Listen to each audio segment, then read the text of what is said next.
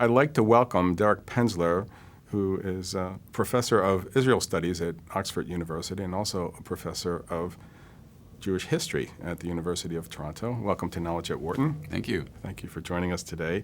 I want to ask you, what are the features of a Jewish approach to economics and how that differs from other approaches? But before I get to that, I wanted to start with this idea of what do you think of pairing ethnicity with economics and looking at the two together? Because that can be a controversial idea just starting off. It can be very controversial. No matter how you approach it, it is sensitive. The fact is that until the 1930s, 1940s, it was very common for scholars, including Jewish scholars who were really embedded in their communities, to write about the relationship between the Jewish religion or Jewish nationality and Jewish economic behavior. Nothing wrong really was attributed to it.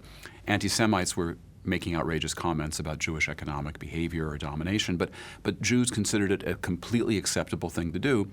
And then came the horrors of the 1930s, 40s, Nazism, the Holocaust. And in the wake of that, a lot of the language that had been used to talk about Jews as a kind of an ethnic unit and an economic unit was discredited. It was considered no longer appropriate to talk about Jews that way. Even by Jews? Even by Jews. And so Jewish scholarship on the history of the Jews, tended to focus on anything but economics. Religion was okay. Politics was okay. Culture was okay. But economics was taboo. Very few people wrote on economics every now and then. And just in the last, I'd say, decade and a half, we now see young scholars who are now, 2 generations removed away from the Holocaust, who are beginning to take this subject up again. And after all, you can't understand any kind of group behavior without economics. So enough time has passed, it would seem. I think enough time has passed, although there are people who still are nervous about it because of the way that anti-Semites have made use of economic arguments to demean the Jews. Well, let's get into what some of these characteristics or features of the Jewish approach are, and how they may differ from other cultures, other countries, other nations. Well, one thing I would say, there's not a monolithic thing called the Jewish economy that sort of marches across space and time. It's just that there seem to be certain forms of economic behavior or economic culture throughout much of the Jewish world that seem to repeat themselves in many different circumstances. And it's hard to know how far back to go, but certainly by the time we get into the later Middle Ages, up through early modern times, 20th century, the most important thing really is just one sentence, which is that Jews throughout most of history have not been peasants or aristocrats. Throughout most of human history, most people, until recently, were peasants. They worked the land. They often couldn't leave the land. And that doesn't encourage economic innovation. It doesn't encourage literacy. It doesn't encourage numeracy. It doesn't encourage entrepreneurship. And aristocrats are lords of the land, and they tend to be a warrior elite. And that also does not encourage innovation. So who innovates in a society? The middle classes, the townspeople, the bourgeois, or the burghers. Well, Jews have been for millennia primarily a people of townsmen. It might be a small town, it might be a large one. And they've worked in a mixture of crafts, but also in commerce. When people are doing that generation after generation, they develop certain comparative advantages, whether it's literacy or numeracy. And let's not forget the fact that Jews are connected with each other across space. The Jew in one town in Poland has Jewish distant family from another part of Poland or from somewhere in Germany and so on. So, but the Israeli economy, as you alluded to in your last answer, has changed a lot over the last 30 years, let's say, without going back centuries. Just Right. Look at the last 30 years. And it's gone from largely a socialistic approach to the economy to a much more capitalistic approach. Can you talk about that change and how it came about, why it came about? Sure, and I can do it by actually bridging a little bit from, the 1700s I was talking about a second ago into directly into your question, which is the Jewish world in Central Eastern Europe primarily was just overwhelmed by the possibility of revolution in the 19th century. Capitalist revolution, transformation of economic relations, but also socialism, communism, various movements on the left.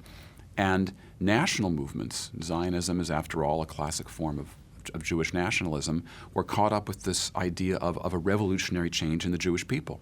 So Zionism when it realized itself in the State of Israel in 1948, was very strongly dominated by, I wouldn't say a socialist ideology as such, but one that had socialist elements, where the state played a very major role in the development of the country, in the promotion of the nation. There was a lot of state-owned industry.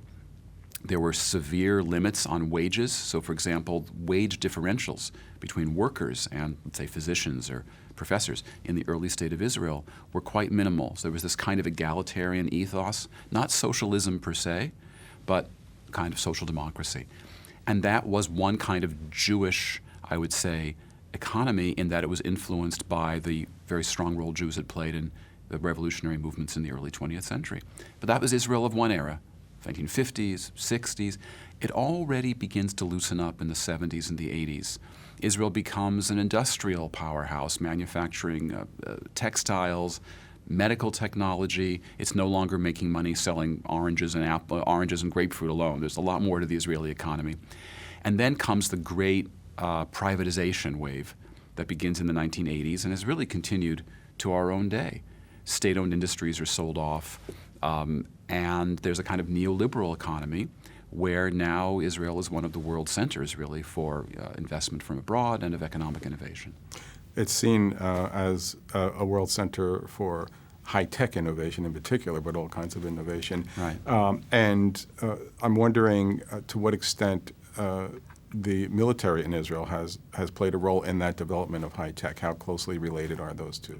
They're very closely related. Now, they are in pretty much any country. So take aerospace, and develops in California and the United States from World War II on. So clearly, high-tech innovation in the United States, the Internet came, after all, out of the U.S. military. So that kind of connection is not unique to Israel. The difference is that the United States has this massive economy, and as big as the military is in the U.S., there's an enormous consumer-driven, business-driven economy. Israel's a smaller country with a smaller economy, and the military is far more pervasive. So there's a lot more direct applications of military technology to the private sector. So it can be that some kind of programming that was developed, let's say, to help provide directional assistance to fighter aircraft might then become used in GPS for civilian automobiles, this sort of thing, the much more direct transfer of technology. So over history, there's been other groups that have had prominent merchant classes that also went to other parts of the world and established beachheads. I'm thinking of particularly the Chinese throughout Southeast Asia, where they are often some of the chief merchant classes in some of the big cities in Southeast Asia even today, although they are a tiny percentage of the population. Right. And India is another example where there's been a lot of merchant activity, much of which has, or some of which has gone overseas. So there's a diaspora from India of business people. How do those groups, how are they similar to what's happened in Israel and to Jews over the years, and how do they differ? Well, there's two different ways of answering the question. One is that Jews, until really 1948, were almost like a periphery or a diaspora without a center.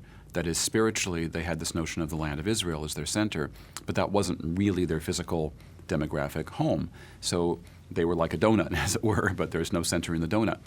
And they dealt with each other throughout the Jewish world. So you've got that Jewish merchant in New York who's got the colleague or the relative in Cleveland and someone in Los Angeles. So there's a lot of horizontal integration. And something similar happened, of course, with, let's say, Indian merchants throughout much of Africa, throughout British Africa. The difference is that there was a homeland. There was a homeland, and although some of these Indian merchants never saw that homeland, some of them did. You have Mohandas Gandhi, for example, who's, in his case, an attorney from Gujarat in India, but then he winds up making his career partially in South Africa and then comes back to India. There is a center. There's a place to go back to. For Israel, for the state of Israel, that only happens in 1948. Then you have a state. But until really the 1970s, you don't have lots and lots of Israelis living abroad as you do now. Now there's an Israeli diaspora of, who knows, 500,000, as many as 1 million, living in the United States. They have very close ties, including economic ties with the state of Israel. So I'd say now the Israeli diaspora relates to Israel economically the way that the Indian diaspora or the Chinese diaspora of the past may have dealt with their homelands. So it's become more similar since It's since becoming more 48. similar because Israel's a normal state in that sense, and the Israeli diaspora is a normal diaspora. Israel, as I mentioned, is well known for being innovative, in high tech in particular. Are there attributes of the Israeli economy related to that can be adopted or adapted by other countries that see that success and just as they would look at Silicon Valley and say, how can we develop something like that in our country? Well, theoretically, yes, but it might be difficult because there are national cultures, there are ways of behaving. And if you look at Israel and the way, for example, the high-tech sector works in Israel, there's tremendous informality. There are authority structures, but they're very loose, and you can challenge authority, you can challenge your boss. And things are much less well organized. There's a lot more improvisation. So the question is whether these corporate cultures in other parts of the world are frankly willing to loosen up the way that Israel has. Israelis also, they bring into the project a lot of intellectual independence, and one has to be willing to listen to a lot of that. So it has to be much more of a group sort of decision-making process than an individualistic one. What I don't know, if it can be translated as easily, is the sense Israelis have of a very strong solidarity, which keeps them united despite the often lack of the lack of strong authority structures. Israel has a sense of common threat, whether it's real or perceived is not the issue. There's that sense, and there's a sense of sort of Jewish solidarity.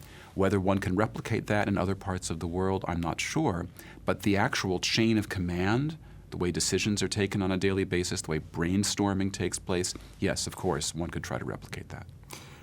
One last question. Any idea what the next iteration of the Israeli economy might look like? Are you seeing anything today that's moving on, that's a departure from what we tend to think about or think we know about the Israeli economy today?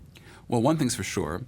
Israel shows every sign of continuing to be a world leader in many aspects of high tech. But it's not just that. And the fact is Israel does have competition.